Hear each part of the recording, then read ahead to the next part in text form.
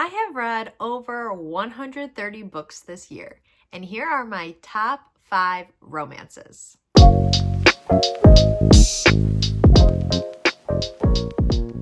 Coming in at number 5 is LoveTheoretically.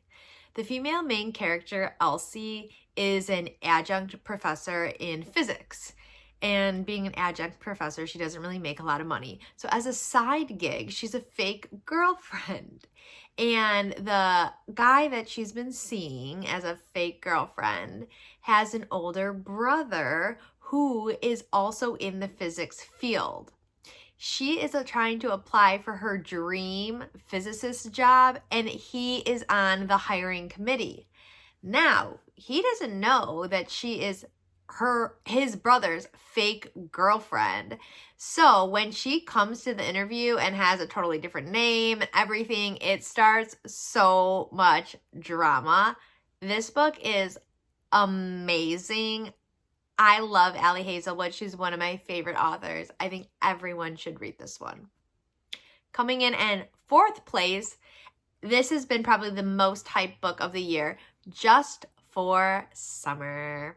And this is by Abby Jimenez, who is another well-loved romance author. And in this book, the male main character, Justin, kind of has like this curse on him where the person that he dates immediately finds their true love after breaking up with him. Like this has happened to like several of his girlfriends. Like they break up and then the next guy that she dates ends up being like the one. And he posts about it in a Reddit thread. And then the female main character, Emma, sees it and is like, oh my God, that happens to me too. But like with guys, like when me and a guy break up, the next person they meet is like their soulmate. So they kind of make a pact together that for the summer, they are going to date each other and hope that they can break each other's curses. And then like the next person they date will be their true love. And Emma, the female main character, is a traveling nurse. So she picks a traveling nurse job like where Justin lives and plans to spend there for the whole summer. And unbeknownst to them, they each have like crazy family drama going on. So not only are they there for each other in the summer to break the curse, but then they like really emotionally support each other with all of this family stuff going on as well. I think everyone needs to read this story, but I would probably save it for spring or summer because I think it is such like a fun summer read. So maybe put it on your TBR for later in 2025. In 3rd place is Not Another Love Song. And this is by one of my faves, Julie Soto, who, if you do not know this woman, she is a amazing, probably one of my favorites, Dramini fanfic author. She has written The Auction, which if you have not read that Dramini fanfic before, you need to. But because of her amazing fanfic writing, she has now become a published author. And she has 2 published books out now. Forget Me Not, also amazing. And Not Another Love Song, which is the one I'm going to be talking about right now. And she has another book coming out in July 2025, which is based on her fanfic, The Auction. Just check her out. She's amazing. Anyways, this book is about 2 violin players, Gwen and then Alex, who is also known as Xander because he is like a rock and roll violinist, if that's like a thing. But his stage name is Xander Thorne. And Gwen plays in Manhattan pop like orchestra in the violin. And basically like her entire teenage to adult life, she has idolized this Xander Thorne because he's like such a great violinist and obviously he's like a sexy rock and roll guy, whatever. But then he actually comes to play for her orchestra and she finds out his name's like really Alex, like Xander Thorne's like this whole stage personality and he's not even really like that at all. So there's this kind of like competition. Oh, also he plays the cello as well. I should have added that.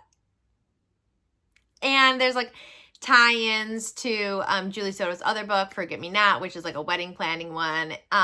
It's like very steamy, very cutesy, but then also in like a New York City classical music world, which I feel like is such a unique storyline. I've never really read a book like that before. So definitely love the writing style, highly recommend. Second place is Out on a Limb. I read this book maybe like 5 months ago, and I still think about it on a weekly basis. It is so amazing. The two main characters are Win and Bo, and they both have physical disabilities. Win has a limb difference, and then Bo has an amputated leg. And when they meet, they're both kind of like in this headspace where they feel like they can't find love, or they're not as deserving of love because of these differences. And so it starts out as just like a one-night stand, because they're like, oh my gosh, like I found someone who's like physically attracted to me and is, you know, not seeing my disability as something negative. But then obviously it turns into so much more. Oh, I love this book so much. It has like such a special place in my heart. And then my number one romance of the year is actually part of a series. It's part of the Chestnut Spring series by Elsie Silver. And this is right now a 5-book series, and each book follows like one of the men in the Eaton family and friends. But I'm going to be talking about book number 4, which is Reckless. All the books are amazing. This one is just my personal favorite. This follows Theo, who is a bull rider, and Winter, who is a doctor. And Theo is like best friends with Rhett, who the first book is about. And then Winter is the sister of Summer, who the first book is also about. So there's like a lot of tie-in in the world. You can read this book as a standalone, but I do think it would be better if you read the rest of the series. The rest of the series is amazing. The personality types and the storylines of this book are just my personal favorite. So Theo is kind of like this rowdy bull rider cowboy, sleeps around, like very crazy. And then Winter just is going through a divorce that's very, very messy. And they just need people to lean on and support. And I don't want to give any spoilers away, but you find out like 2 or 3 chapters in, like a life-changing event is going to happen for both of them. And the reactions to that event make for what I think is the best romance of the year. I want to know if you guys have read any of these books. If so, which ones did you love? And if you have a romance book you read this year that you love that I have not mentioned at all, please drop it in the comments, because I am definitely a romance lover and I'm already building my 2025 TBR.